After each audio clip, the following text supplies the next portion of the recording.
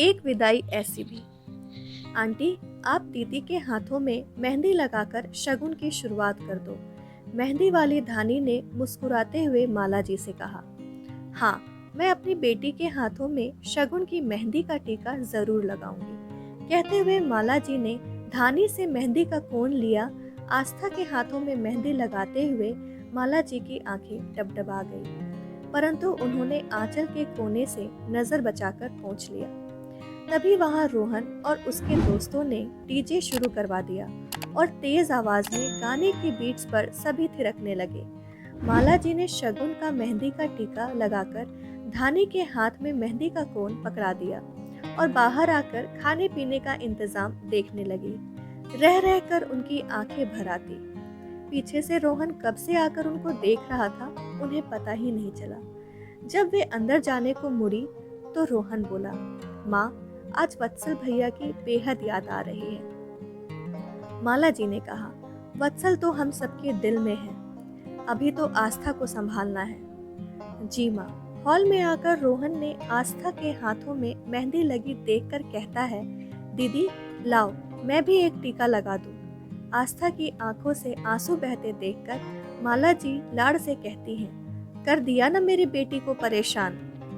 माँ, रोहन को कुछ ना कहो, कहते हुए गला रुंध गया उसका। बाहर अड़ोसी पड़ोसी बात कर रहे थे, हिम्मत हो तो माला जी जैसी। बेटे के शहीद होने के बाद बहू को अपने पैरों पर खड़ा किया। बाहर लोगों की बातें सुनकर माला जी 3 साल पीछे चली गई।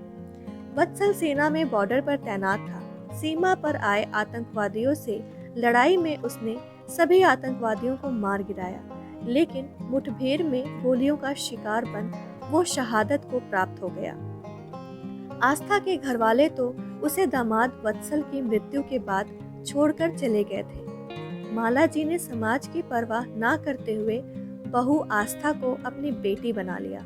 रोहन ने आस्था भाभी को दीदी मान लिया, अपनापन और प्यार दिया ताकि आस्था को भूले से भी ये फीलिंग ना आए कि वो अकेली पड़ गई है।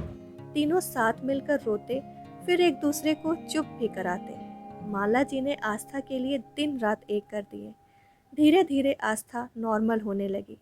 भले ही माला जी और रोहन के सामने कुछ न दिखाती, परंतु वत्सल की याद में रात और दिन में आंसू छलक ही जाया करते थे आस्था के।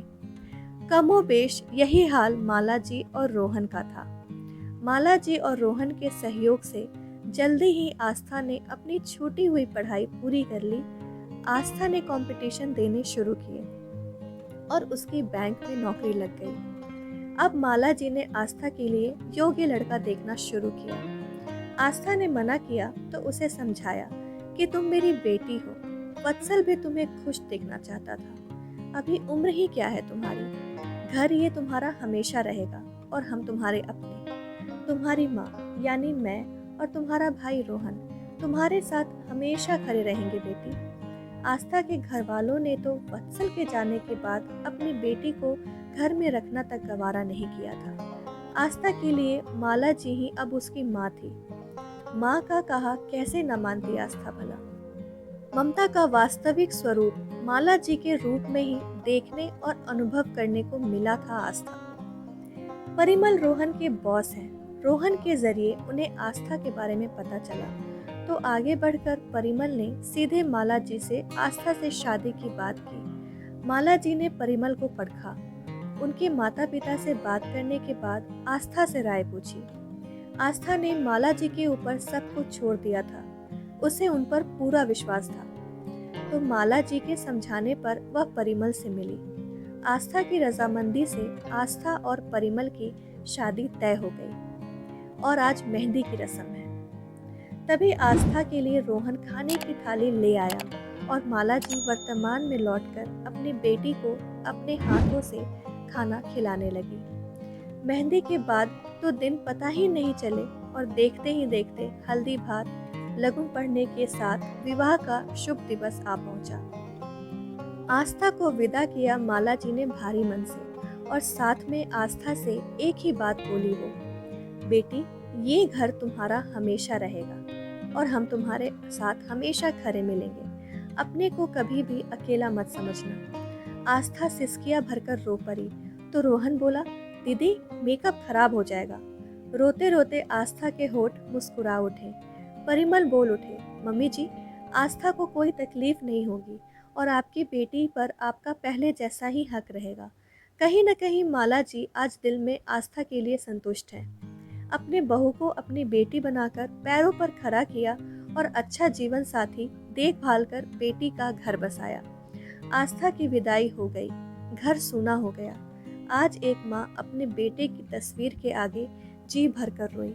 जो आंसू आस्था को हिम्मत देने के लिए पिछले 3 वर्षों से एक माँ की आंखों में रुके हुए थे, वो आज सैलाब बनकर बह निकले। दोस्तों, ये स्टोरी अगर आपको पसंद आई हो तो वीडियो को लाइक शेयर करके चैनल को सब्सक्राइब कर लें और साथ में बेल बटन भी प्रेस कर लें ताकि जो भी वीडियो हम डालें उसकी नोटिफिकेशन आपको सबसे पहले मिले।